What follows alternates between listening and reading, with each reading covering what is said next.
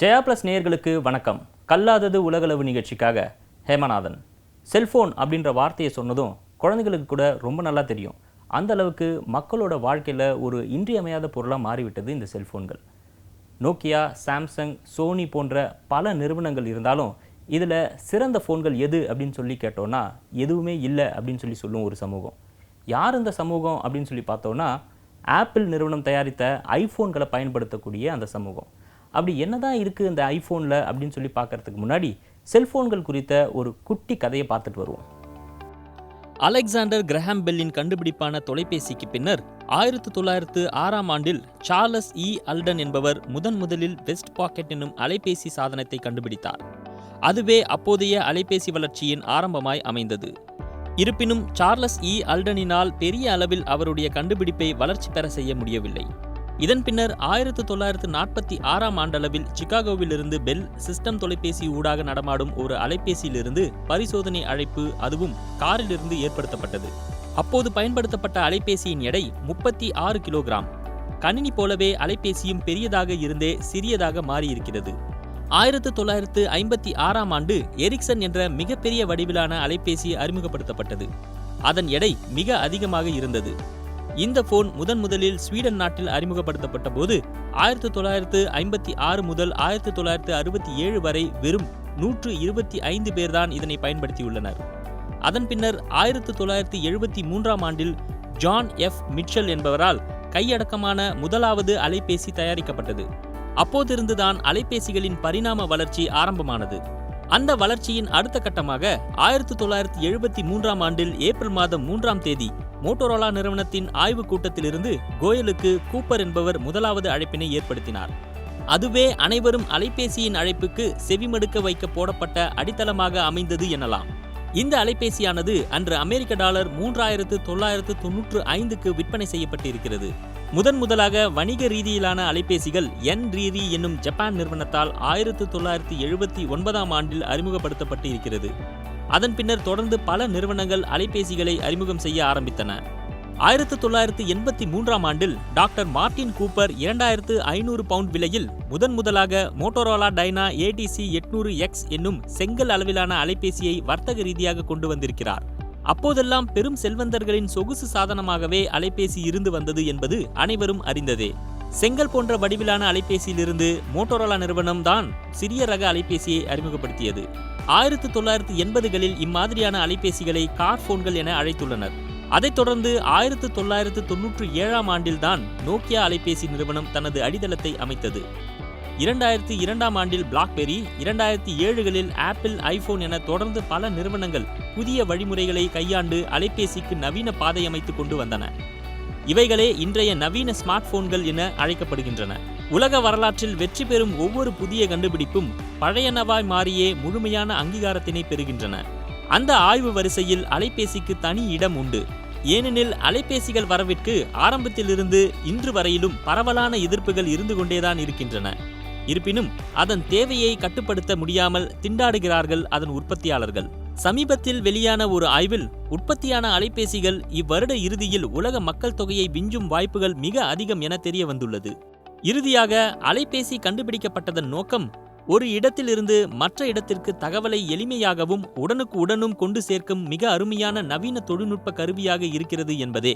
இன்றைக்கும் எத்தனையோ இடங்களில் எவ்வளவோ அசம்பாவிதங்களை தடுப்பதற்கு பயனுள்ள சேவையாக அலைபேசி இருந்து வருகிறது. அதை நாம் எப்படிப்பட்ட நோக்கத்திற்காக பயன்படுத்துகிறோம் என்பது பயன்படுத்துவோரின் மனநிலையை பொறுத்து இருக்கிறது. இன்றைய நவீன அறிவியல் தொழில்நுட்ப வளர்ச்சியில் நமக்கு கிடைத்துள்ள அலைபேசி என்னும் அற்புதமான ஆயுதத்தை ஆக்கப்பூர்வமான செயல்பாடுகளுக்காக நாம் பயன்படுத்த வேண்டும். அதுவே அலைபேசி கண்டுபிடிக்கப்பட்டதன் நோக்கத்தை சரியாக நாம் புரிந்து கொண்டுள்ளோம் என்பதை உணர்த்தும். இன்றைக்கு மொபைல் என்ற ஒன்று இல்லாமல் போயிருந்தால் அனைவரும் லேண்ட்லைன் போனில் ஹலோன்னு கத்திக்கொண்டு இருந்திருப்போம். மேலும் லேண்ட்லைன் போனில் பில்லை பார்த்து மயக்கமடைந்தவர்கள் ஏராளம் உண்டு தமிழ்நாட்டில். அவை அனைத்தையும் இன்று உடைத்து லேண்ட்லைன் என்றால் என்ன என்று கேட்கப் போகும் தலைமுறை வர இன்னும் தூரமில்லை எனலாம். இதற்கு முதற்காரணம் மொபைல்தான். இன்று ஒருவருக்கு ஒருவர் வயர்லெஸ் இணைப்பில் பேசுவதற்கு மட்டும் என தொடங்கிய இந்த சாதனம் இன்று கையடக்க கம்ப்யூட்டராக மாறி நம்முடைய அன்றாட பல வேலைகளை மேற்கொள்ள உதவியாய் உள்ளது என்பதற்கு மாற்று கருத்து இல்லை. இந்த அளவுக்கு மக்கள் மனதை ரொம்ப இறுக்கமாக பிடித்து கொண்ட செல்ஃபோன்களில் அப்படி என்னதான் இருக்குது? குறிப்பாக ஐஃபோனில் என்ன தான் இருக்குது, இந்த மாதிரி இளைஞர்களும் பணக்காரர்களும் அதிக அளவில் இந்த ஐஃபோனை வாங்குறதுக்கான காரணம் என்ன என்பதை தற்போது பார்ப்போம். மொபைல் புரட்சியை மிக எளிதாக ஐபோனுக்கு முன் ஐபோனுக்கு பின் என இரண்டாக பிரித்து விடலாம். இன்றைய ஸ்மார்ட் போன்களில் காணப்படும் அம்சங்கள் எல்லாம் ஏதோ ஒரு வகையில் ஐபோனின் பாதிப்பு என்பதை மறுக்க முடியாது. இதோ ஐபோன் என ஸ்டீவ் ஜாப்ஸ் 2007ஆம் ஆண்டு ஜூன் 29ஆம் தேதி அறிவித்த போது அந்த போன் இப்படி ஒரு டிஜிட்டல் சுனாமியை உருவாக்கும் என யாரும் எதிர்பார்த்திருக்க முடியாது. 3.5 இன்ச் திரையுடன் இது தொடக்கம்தான் எனும் பஞ்ச் டயலாக்குடன் தொடங்கியதுதான் ஐபோன். இன்றைக்கு சுமார் 130 கோடிக்கு மேல் ஐபோன்களை விற்று உலகிலேயே மொபைல் நிறுவன சக்கரவர்த்தியாய் அமர்ந்திருக்கிறது ஆப்பிள் நிறுவனம். இன்றைய தேதியில் நிறுவனத்தின் வருமானத்தில் பாதிக்கு மேல் ஐபோன் விற்பனையால் தான் கிடைக்கிறது. ஏன், இன்றைய இளைஞர்களின் கனவு பிராண்டாக இருப்பது ஆப்பிள். ஆப்பிள் தயாரிக்கும் ஒவ்வொரு பொருளிலும் உள்ள சிறப்புகள் நம்மை வியக்க வைக்கிறது என்றே கூறலாம். தொழில்நுட்பங்களை புதிதாக அறிமுகப்படுத்திக் கொண்டே இருப்பதில் ஆப்பிளுக்கு நிகர் யாரும் இல்லை. இந்த ஆண்டுடன் ஆப்பிள் நிறுவனம் தொடங்கப்பட்டு 42 ஆண்டுகள் ஓடிவிட்டன. ஆனாலும் அதன் தொழில்நுட்ப போட்டியில் உலகின் முன்னணி நிறுவனங்கள் யாராலும் அதனை அசைக்க முடியவில்லை. 42 ஆண்டு காலமாக செல்போன், அதுவும் பிராண்ட் செல்போன் என்றாலே நினைவுக்கு உடனே வருவது ஆப்பிள் தான். அந்த பெயரை ஏன் அனைவரும் கூறுகின்றனர்? குறிப்பாக இன்றைய கால இளைஞர்கள் கையில் செல்போன்கள் இருப்பது வாடிக்கையாகிவிட்டாலும் ஆப்பிள் ஐபோன் இருப்பது பெருகிவிட்டது. 1976ஆம் ஆண்டு ஸ்டீவ் ஜாப்ஸ், ஸ்டீவ் வாய்ன்ஸ், ரொனால்ட் ஆகிய மூவரும் இணைந்து தொடங்கியதுதான் ஆப்பிள் நிறுவனம். தற்போது 17 நாடுகளில் 475 ஆப்பிள் விற்பனை நிலையங்கள் உள்ளன. Apple watch, apple iPad, apple iPhone, Apple Mac, apple battery charger என பல்வேறு பொருட்களை விற்பனை செய்து வருகிறது. 1976ஆம் ஆண்டு ஸ்டீவ் ஜாப்ஸ் முதலில் ஆப்பிள் 1 என்ற தனிநபர் பயன்படுத்தும் கம்ப்யூட்டரை வடிவமைத்தார். ஹோம் ரூஃப் என்ற கணினி ஆய்வகத்தில் முதலில் மக்கள் பார்வைக்கு வைக்கப்பட்டது. பல புதிய தொழில்நுட்பங்களுடன் ஆப்பிள் 1 கம்ப்யூட்டரை ஸ்டீவ் ஜாப்ஸ் வடிவமைத்திருந்தார். இந்த ஆப்பிள் 1 கம்ப்யூட்டரின் அன்றைய விலை $666.66. ஸ்டீவ் ஜாப்ஸ் தயாரித்த ஆப்பிள் 1 கம்ப்யூட்டர் 2014ஆம் ஆண்டு 6,02,41,325 ரூபாய்க்கு ஏலமிடப்பட்டது. 1984ஆம் ஆண்டு ஆப்பிள் நிறுவனம் மேக்கின்டாஷ் என்ற மற்றொரு தனிநபர் கம்ப்யூட்டரை அறிமுகப்படுத்தியது. இது அந்நாளில் அமெரிக்காவில் கணினி புரட்சியை ஏற்படுத்தியதே என்று சொல்லலாம். அந்த அளவிற்கு தொழில்நுட்ப திறனை மேம்படுத்தி இந்த கம்ப்யூட்டர் உருவாக்கப்பட்டிருந்தது. இது ஆப்பிள் நிறுவனத்தின் மாஸ்டர் பீஸ் என்று சொல்லப்படுகிறது. 1997, 2007 ஆப்பிள் நிறுவனத்திற்கு பொற்காலம் என்றே சொல்லலாம். இன்று இளைஞர்கள் முதல் முதியவர்கள் வரை விரும்பும் ஐபோனை ஆப்பிள் நிறுவனம் மேக் வேர்ல்ட் எக்ஸ்போவில் 2007ஆம் ஆண்டு அறிமுகப்படுத்தியது. இதற்கு முன் சில ஆண்டுகள் சரிவை சந்தித்து வந்த நிறுவனம் தன்னை நிலைநிறுத்திக் கொண்டது இந்த ஆண்டில்தான். பல புதிய பொருட்களை அறிமுகம் செய்து விற்பனையை பெருக்கியது. டிஜிட்டல் எடிட்டிங்குக்கு பயன்படுத்தக்கூடிய ஃபைனல் கட் ப்ரோ, புதிய வகை கம்ப்யூட்டரான ஐமேக், மேக்புக் என பல்வேறு புதிய தொழில்நுட்பம் கூடிய பொருட்களை அறிமுகம் செய்து அவற்றில் வெற்றியையும் கண்டது. ரீட்டைல் ஸ்டோர்களையும் தொடங்கியது இந்த காலகட்டத்தில்தான். ஆப்பிளின் மொத்த சொத்து மதிப்பு ரஷ்ய பங்கு சந்தை மதிப்பை விட அதிகம். ஆப்பிள் நிறுவனத்தின் ஐபோன் குறித்த பல சுவாரஸ்யமான தகவலை பார்த்துட்டு வரோம். தற்போது அந்த ஆப்பிள் நிறுவனத்திற்கு பெயர் வர காரணம் என்ன என்ற கேள்விக்கான விடையை தெரிந்து கொள்வோம். ஸ்டீவ் ஜாப்ஸ் வீட்டிற்கு அருகே ஆப்பிள் தோட்டம் ஒன்று இருந்தது. அங்கேதான் அவர் சோகமான நேரங்களிலும் மகிழ்ச்சியான தருணங்களிலும் நேரத்தை செலவிடுவதுண்டு. மேலும் அவர் தனது காதலியுடன் செலவிட்ட இடமும் அந்த ஆப்பிள் தோட்டம்தான். ஆகவேதான் தனது நிறுவனத்திற்கு இந்த பெயரை வைத்ததாக சொல்லப்படுகிறது. தற்போது எந்த ஐபோன் வாங்கினாலும் அதை ஆன் செய்யும் போது 9.41 என்ற மணி காட்டும். இது எதேச்சியான நிகழ்வு அல்ல. மேக் வேர்ல்ட் எக்ஸ்போவில் ஸ்டீவ் ஜாப்ஸ் 9.41 மணிக்கு தான் ஐபோனை முதலில் அறிமுகப்படுத்தினார். எனவேதான் ஒவ்வொரு ஐபோனிலும் 9.41 இருக்குமாறு வடிவமைக்கப்படுகிறது. 2015ஆம் ஆண்டின் நிலவரப்படி ஆப்பிள் நிறுவனத்தின் மொத்த சொத்து மதிப்பு $29.470 பில்லியன். ஆப்பிள் நிறுவனம் போன் தயாரிப்பில் சர்வதேச அளவில் 2வது இடத்தில் உள்ளது. இந்நிறுவனத்தில் பணிபுரியும் மொத்த ஊழியர்களின் எண்ணிக்கை 1,15,000. இந்நிறுவனத்தின் நிகர வருமானம் $53.394 பில்லியன். 2012ஆம் ஆண்டின் கணக்கின்படி ஒரு நாளைக்கு உலகம் முழுவதும் 3,40,000 ஐபோன்கள் விற்பனை செய்யப்படுவதாக தெரிவிக்கப்பட்டுள்ளது. ஆப்பிள் நிறுவனம் ஒரு நிமிடத்திற்கு 1,99,69,500 ரூபாயை விற்பனை மூலம் பெறுகிறது. விற்பனை செய்யும் அளவை விட தரம்தான் முக்கியம். தரம்தான் ஒரு வீட்டில் இருந்து பல வீடுகளுக்கு பொருளை கொண்டு போய் சேர்க்கும் அப்படிங்கிற பொன்மொழியை சொன்னவர் ஸ்டீவ் ஜாப்ஸ். ஸ்டீவ் ஜாப்ஸுடைய அந்த பொன்மொழிக்கு ஏற்ப ஆப்பிள் நிறுவனத்துடைய ஐஃபோன் தரமானதாக இருந்ததா? அந்த தரத்திற்கான காரணம் என்ன என்பதை தற்போது பார்ப்போம். 2007ஆம் ஆண்டு ஜனவரி 9ஆம் தேதி ஆப்பிள் ஐபோன் பற்றி மக்களுக்கு அறிவிக்கப்பட்டது. தொடர்ந்து ஜூன் 29ஆம் தேதி விற்பனைக்கு தயாரான போனை வாங்க மக்கள் சினிமா டிக்கெட்டுகளை வாங்குவதற்கு நின்றது போல் வரிசை கட்டி நின்றனர். இவை மற்ற நிறுவனங்களை ஆச்சரியத்தில் ஆழ்த்தியது. ஏனென்றால் அப்போது ஆப்பிள் நிறுவனம் அறிவித்த செல்போனின் விலை சில ஆயிரங்கள் அல்ல, பல ஆயிரங்கள். அதனை வாங்க இவ்வளவு பேரா என்ற ஆச்சரியம்தான் அது. அந்த வார இறுதியில் மட்டும் விற்ற ஐபோன்களின் எண்ணிக்கை 2,70,000. சில மாதங்களிலேயே அது 10 லட்சமாக எகிரியது. அடுத்த ஆண்டு 3G சேவை அறிமுகமானது. ஐபோனின் வளர்ச்சியை அடுத்த கட்டத்துக்கு அது சட்டென கொண்டு சென்றது. காரணம், ஆப் ஸ்டோர் அப்போதுதான் அறிமுகப்படுத்தப்பட்டது. உலகெங்கும் உள்ள பல லட்சம் கணினி ஆப் டெவலப்பர்களுக்கு புத்துணர்ச்சி கொடுத்த நிகழ்வு அது. அதன்பின் ஆண்டுதோறும் ஐபோன் ஒரு புதிய வடிவத்தை வெளியிடுவதும் மக்கள் கால்கடுக்க காத்திருந்து வாங்குவதும் வாடிக்கையாகிவிட்டது. ஆரம்பம் முதலே கேமராவில் பார்வையை செலுத்தி வருகின்ற ஐபோன் வெர்ஷன் 4 வந்தபோது செல்ஃபி கேமராவையும் HD வீடியோ ரெக்கார்டிங்கையும் அறிமுகப்படுத்தியது. உலகெங்கும் செல்ஃபி ஜுரம் பற்றிக்கொள்ள பிள்ளையாசுழி போட்ட நிகழ்வு அது. கேமராவின் தரத்தை பொறுத்தவரை ஐபோன் தான் இப்போதும் முதலிடத்தில் இருக்கிறது. ஐடியூன்ஸ், சிரி, பெரிய திரை, 3D டச் என புதுமைகளை புகுத்துவதிலும் ஐபோன் தான் முதலிடத்தில் தொடர்கிறது. ஐபோன் வெளியாகிய முதல் 5-6 ஆண்டுகளுக்கு ஆப்பிள் ஐபோனுக்கு போட்டியே இல்லை. அதன் பின்புதான் சந்தையில் குறைந்த விலையில் ஐபோனுக்கு போட்டியாய் போன்கள் களமிறங்கின. இருந்தாலும் இன்றும் ஐபோனின் வசீகரத்தை குறைக்க முடியவில்லை. கடந்த ஆண்டு 10வது ஆண்டு விழாவை கொண்டாடிய அந்த நிறுவனம் 3 ஐபோன்களை வெளியிட்டது. ஐபோன் 8, 8s மற்றும் ஐபோன் 10. அதில் ஐபோன் 10 முற்றிலும் புதிய வடிவத்தில் புதிய அம்சங்களுடன் அறிமுகமானது. ஐபோன் வரலாற்றின் அடுத்த மிகப்பெரிய மாறுதல் இது என கருதப்படுகிறது. இதன் விலை ஏறக்குறைய 1 லட்சம் ரூபாய் என்ற போதிலும் இதுவரை சுமார் 3 கோடி ஐபோன் 10 வகை போன்கள் விற்பனையாகி இருக்கின்றன. விலை அதிகமானாலும் பரவாயில்லை என உலகம் போட்டி போட்டுக்கொண்டு ஐபோனை வாங்க முக்கியமான 2 காரணங்கள் உண்டு. ஒன்று பாதுகாப்பு, இன்னொன்று தரம். அந்த 2 விஷயங்களிலும் எப்போதும் சமரசம் செய்து கொள்ளாத நிலைதான் ஆப்பிளின் அசுர பலத்தின் காரணம். ஒருபுறம் இப்படி இருந்தாலும் மக்கள் ஐபோனுக்கு அடிமையாகி விடுகிறார்கள் என்னும் எதிர்ப்பும் ஒருபுறம் எழுகிறது. அதை சரி செய்ய ஆப்பிள் நிறுவனமே சில நாட்களுக்கு முன் ஒரு அறிவிப்பை வெளியிட்டது. இனிமேல் நாம் எவ்வளவு நேரம் ஐபோனை பயன்படுத்துகிறோம், எந்த ஆப் எவ்வளவு நேரத்தை எடுத்திருக்கிறது போன்ற தகவல்களை எல்லாம் திரையிலேயே அது காட்டப்போகிறது. நம்முடைய ஃபோனுடைய பயன்பாட்டை நாம் குறைத்து கொள்ள வேண்டும்னு ஃபோனே நம்மிடம் சொல்லுது. இது புதுமையானது ஒன்று இல்லையா? இந்த ஆப்பிள் ஐபோனில் இருக்கக்கூடிய ஆபத்துகள் என்னென்ன என்பதை தெரிந்து கொள்வோம். வசீகரிக்கும் அனைத்து தொழில்நுட்பங்களுக்கும் பின்னும் நிழலாய் சில தீமைகளும் ஒளிந்திருக்கும். ஐபோனும் அதற்கு விதிவிலக்கல்ல. குழந்தைகள் அதிக நேரம் ஐபோனை பயன்படுத்துவதால் அவர்களுக்கு மன அழுத்தம், கவன சிதைவு, படிப்பில் மந்தநிலை, சுறுசுறுப்பு இன்மை போன்றவை தாக்குகின்றன என ஆப்பிள் நிறுவன முதலீட்டாளர்களே கவலை தெரிவிக்கின்றனர்.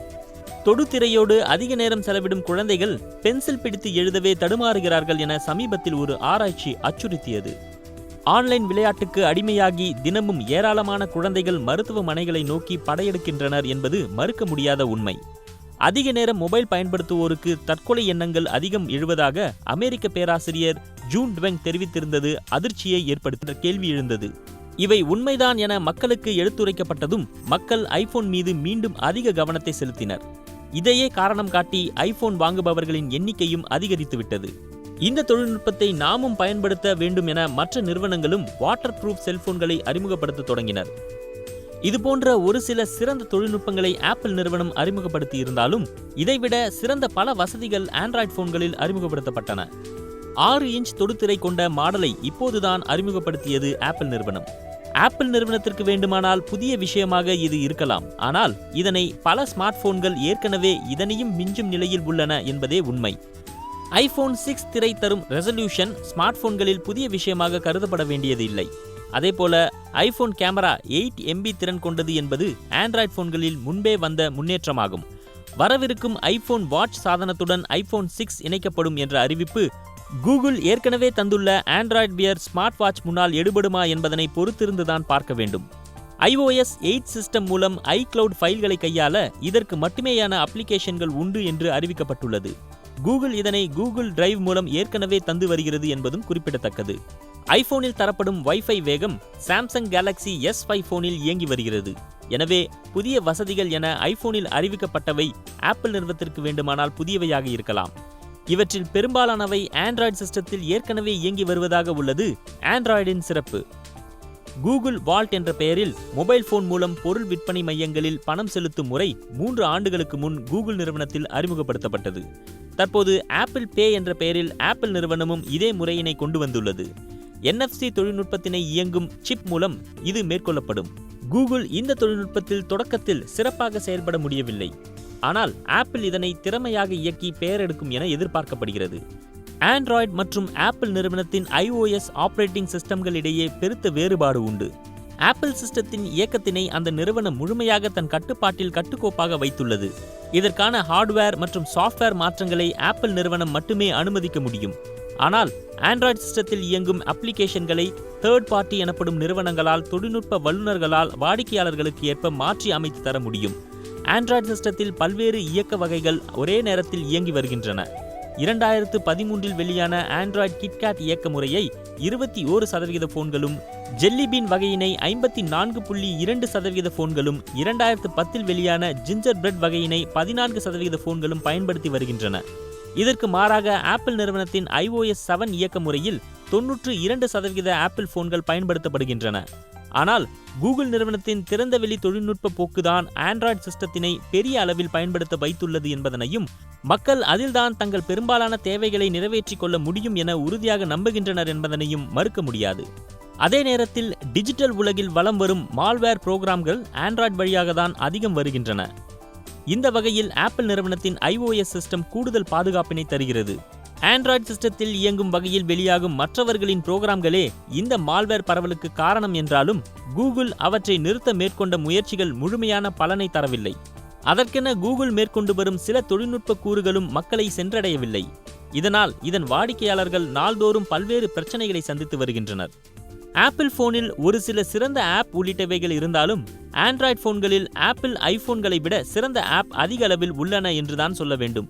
சில சமயங்களில் பல ஆப்புகள் ஆண்ட்ராய்டு போன்களில் இருந்தாலும் அவை பெரும்பாலும் நமக்கு பல இன்னல்களை தருகிறது. அதாவது நமது போன்களை ஹேக் செய்வது, போட்டோக்களை திருடுவது, நமது மெயில் இன்பாக்ஸ்களை திறந்து படிப்பது உள்ளிட்டவைகள் ஆண்ட்ராய்டு போன்களில் எளிதாக செய்ய முடியும் என்பது உண்மை. அப்படியென்றால் ஆப்பிள் போன்களில் செய்ய முடியாதா? அது பாதுகாப்பான போனா என்று கேட்டால் இல்லை. ஆண்ட்ராய்டு போன்களை அனைவரும் எளிதாக உபயோகிக்க முடியும். அதாவது நாம் ஏற்கனவே பார்த்தது போல் இவற்றை மற்ற நிறுவனங்களும் இயக்க முடியும். இதனால் பிரச்சனைகள் 90% அதிகம். ஆனால் ஆப்பிள் ஐபோன்களை அந்நிறுவனத்தை சார்ந்தோர் மட்டுமே இயக்க முடியும். அதற்காக இந்த ஐபோன்களை ஹேக் செய்ய முடியாது என்று சொல்ல முடியாது. செய்ய வாய்ப்பு உள்ளது. ஆனால் அதன் தாக்கம் 50% வரை இருக்கும். ஹேக்கர்களுக்கு கொஞ்சம் கடினம், அவ்வளவுதான். ஆப்பிள் போன் என்றால் என்ன, ஆண்ட்ராய்டு போன் என்றால் என்ன, எங்களுக்கு அனைத்தும் ஒன்றுதான் என்பது ஹேக்கர்களின் பொன்மொழி. அப்படி என்றால் ஏன் ஆப்பிள் போனை அவ்வளவு தொகை கொடுத்து மக்கள் வாங்குகிறார்கள்? அதற்கு காரணம் விளம்பரம்தான். ஆண்ட்ராய்டு போன்களைப் போல அல்லாமல் ஆப்பிள் ஐபோன் வாங்கி என்னதான் முறையாக பராமரித்தாலும் 1-2 வருடங்களில் காரணமே இல்லாமல் பிரச்சனை செய்ய ஆரம்பிக்கும். அலைபேசி அடிக்கடி ஹேங் ஆகும். ஆரம்பத்தில் கில்லியாக துல்லிய அப்ளிகேஷன்கள் நாளடைவில் மிக மெதுவாக திறக்கும். சில அப்ளிகேஷன்கள் வேலையே செய்யாது. ஆப்பிள் போன்களை சர்வீஸ் செய்ய முடியாது. புதிய போன் தான் வாங்க வேண்டும். காரணம், ஆப்பிளின் லேட்டஸ்ட் மென்பொருட்கள் பழைய போன்களுக்கு செட் ஆகாது. ஆப்பிளின் லேட்டஸ்ட் இயங்கு மென்பொருள் iOS 8. இதை iPhone 3 மற்றும் iPhone 4 மாடல் போன்கள் வைத்திருப்பவர்கள் அப்டேட் செய்ய முடியாது. iPhone 4S மற்றும் அதற்கு மேற்பட்ட மாடல்களை வைத்திருப்பவர்கள் தான் அப்டேட் செய்ய முடியும். அதனால் iPhone 3 மற்றும் iPhone 4 மாடல் போன்கள் வைத்திருப்பவர்கள் வேறு வழியே இல்லாமல் iPhone 4S மற்றும் அதற்கு மேற்பட்ட மாடல்களை தான் வாங்க வேண்டும். ஆக 2 ஆண்டுகளுக்கு ஒருமுறை ஆப்பிள் வாடிக்கையாளர்கள் புதிய ஐபோன்களுக்கு மாற வேண்டிய கட்டாயத்தை ஆப்பிள் நிறுவனம் உண்டாக்குகிறது. இதுதான் விளம்பரம். வேறு வழியே இல்லாமல் ஐபோன் பயன்பாட்டாளர்கள் புதிய போன்களை வாங்கதான் செய்ய வேண்டும். ஆனால் அதற்குள் ஆப்பிள் நிறுவனம் சில புதிய மாடல்களை அறிமுகப்படுத்திவிடும். ஆப்பிள் ஐபோன்கள் புதிதாக விலைக்கு வரும்போது குறைந்தபட்ச விலை ரூபாய் 40,000. 2 ஆண்டுகள் கழித்து அந்த போனின் விலை 15,000 ரூபாய்க்கும் கீழ் குறைந்துவிடும். ஆனால் iOS 8 இயங்கு மென்பொருளே அலைபேசியில் 5GBக்கும் மேற்பட்ட இடத்தை ஆக்கிரமித்துக் கொள்ளும் என்பதால் நீங்கள் குறைந்தபட்சம் 16GB நினைவாற்றல் கொண்ட போன்களை தான் வாங்க வேண்டி வரும். அதற்கு மீண்டும் 50,000 ரூபாய் வரை செலவழிக்க வேண்டியிருக்கும். ஆப்பிள் சாதனங்கள் வலுவாக கட்டமைக்கப்படுவதால் பல வருடங்களுக்கு முன்பு இருந்த சாதனங்கள் உடைந்து விடாமல் உறுதியான வடிவிலேயே இருக்கின்றன. ஆனால் ஆப்பிள் தொடர்ந்து வெளியிடும் iOS இயங்கு மென்பொருள் பழைய சாதனங்களின் இயக்கத்தை வெகுவாக பாதித்து முயல் வேகத்தில் இருக்கும் அலைபேசி செயல்பாட்டை ஆமை வேகத்துக்கு கொண்டு வந்து விடுகிறது. புதுமையாக்கலில் பெரிய மாற்றங்களை புதிய சாதனங்களில் கொண்டு வந்தபடி இருந்தால் பயனீட்டாளர்கள் இயல்பாகவே புதிய சாதனங்களுக்கு செல்வார்கள். மிக சில மேம்பாடுகள் மட்டுமே இருந்தால் அவர்கள் தங்களது பழைய சாதனங்களை தான் தொடர்ந்து பயன்படுத்துவார்கள். ஆனால் பழைய சாதனங்களை மாற்றாந்தாய் மனப்பான்மையுடன் நடத்தும் ஆப்பிள் அதை எக்ஸ்சேஞ்ச் முறையில் பெற்றுக்கொண்டு புது சாதனங்கள் விற்பதிலேயே முனைப்பு காட்டி வருகிறது. சில ஆயிரக்கணக்கில் ஆண்ட்ராய்டு போன்களை வாங்குவது சிறந்ததா அல்லது பல ஆயிரக்கணக்கில் வாங்கும் ஆப்பிள் ஐபோன் சிறந்ததா? இரண்டிலும் பாசிட்டிவ் மற்றும் நெகட்டிவ் விஷயங்கள் பல உள்ளன என்பதே உண்மை. இந்த வார நிகழ்ச்சியில் ஆப்பிள் நிறுவனத்தின் ஐபோன் குறித்த பல சுவாரஸ்யமான தகவலை பார்த்துருப்பீங்க. மேலும் ஒரு தொழில்நுட்ப தலைப்போடு மீண்டும் வந்து சந்திக்கிறேன். இது கல்லாதது உலகளவு. நான் ஹேமநாதன்.